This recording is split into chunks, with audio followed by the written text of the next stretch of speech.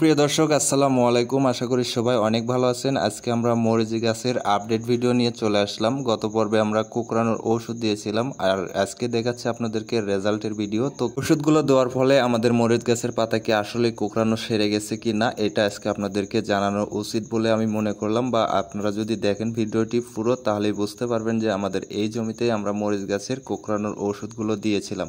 তো ভিউয়ার্স লক্ষ্য করলে দেখবেন যে নিচের পাতাগুলো কিন্তু কুকরানো আর উপরে যে বর্তমানে যে পাতাগুলো বের হচ্ছে, আগাডোগা বের হচ্ছে, এগুলো কিন্তু একদমই ঠিক হয়ে গেছে।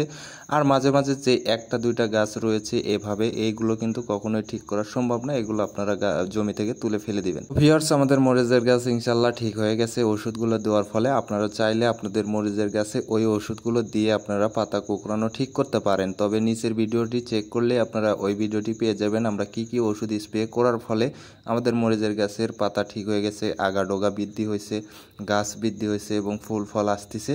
তো ওই ভিডিওটি দেখলে আপনারা বুঝতে পারবেন যে কি কি ওষুধ দিতে হবে। তো ভিউয়ার্স আমাদের মরিচের গাছে অলরেডি কিন্তু ফুল ফল আসা শুরু হয়ে গেছে, আপনারা দেখতে পাচ্ছেন।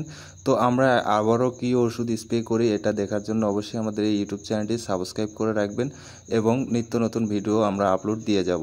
তো আমাদের মরিচের গাছ কিন্তু ইনশাল্লাহ পাতা কুকরানো চলে গেছে এবং খুবই সুন্দর রেজাল্ট আসছে।